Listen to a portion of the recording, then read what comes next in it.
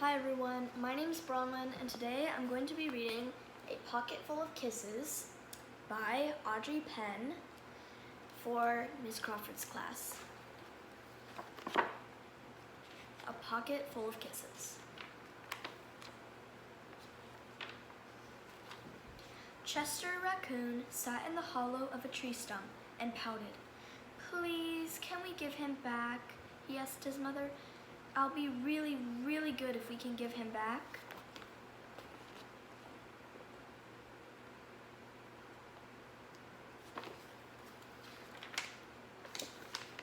Mrs. Raccoon smiled tenderly. "You're already really good, Chester. But I'm afraid no matter how good you are, we can't give him back. Besides, I thought you liked having a little brother." There's Chester asking his mom to give him back. Little raccoon in the chair. "I did like it at first," admitted Chester, "but now he plays with my toys and swings on my slings and reads my books. Then he pulls my tail and talks to my friends and follows me everywhere I go." Poor Chester. Mrs. Raccoon lifted Chester onto her lap and smoothed out his worried, furry head. "That's what little brothers do," she explained in a very motherly tone. "It's no different than sharing the woods or sharing the stream or sharing the food we find. Ronnie wants to be just like you."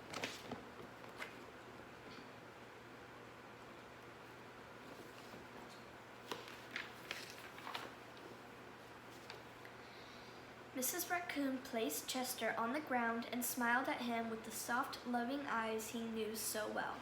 "I think someone needs a kissing hand," she said, in a voice that was warm and inviting. She took Chester's hand in her own and spread open his tiny fingers into a fan. Leaning over, she kissed him right in the middle of his palm. Chester felt the warmth of that kiss rush from his hand up his arm and into his heart, and when he pressed his hand to his cheek, he could hear his mother's words in his head. "Mommy loves you," they said. "Mommy loves you." Chester grinned so wide the tips of his silly black mask crinkled upward. Even his cheeks flushed to a prisrose pink. He was the happiest raccoon in the forest.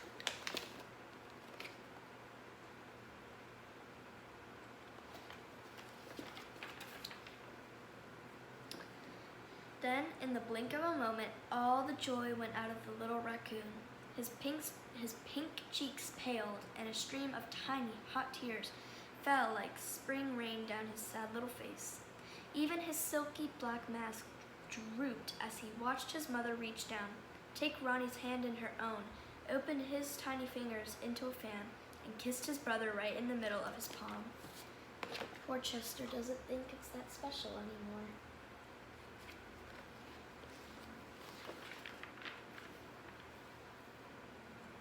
"That was my kissing hand," Chester gasped, in the saddest voice his mother had ever heard.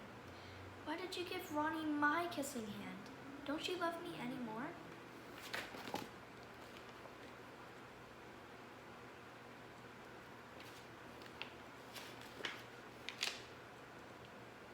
"Oh, Chester," cried Mrs. Raccoon, "of course I love you.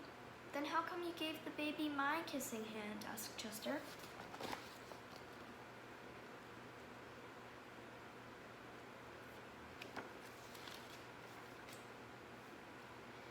Mrs. Raccoon gathered Chester up in her arms and gave him a great, big, comforting hug. "I would never give Ronnie your kissing hand," she assured him gently. "That was his kissing hand. Now you each have one of your own."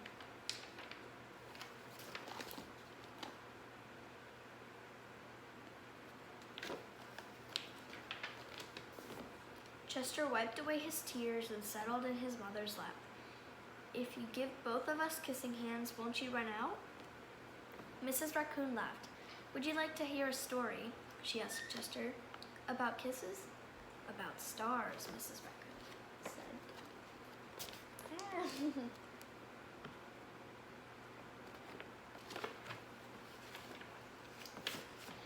Every night, just before the sun goes down, it reaches out with rays and touches every star in the universe, one by one.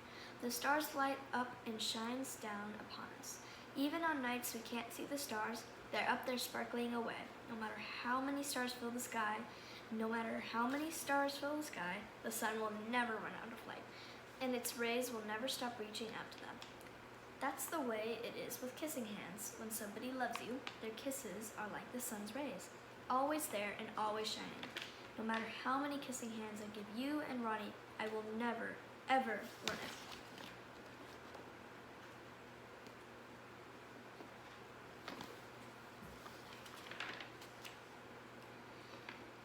But you're right about one thing, Mrs. Raccoon told Chester. Ronnie's big brother widened his eyes and looked surprised. "What's that?" he asked his mother. "You are the big brother, and that deserves something extra special."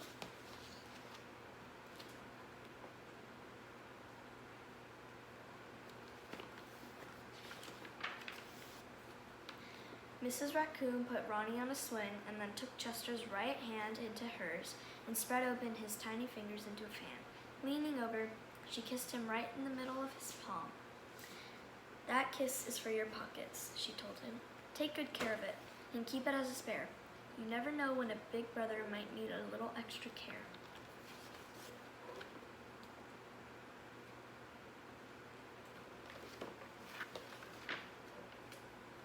Chester hugged his mother and romped away.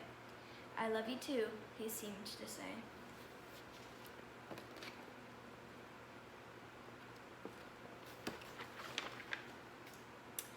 The end.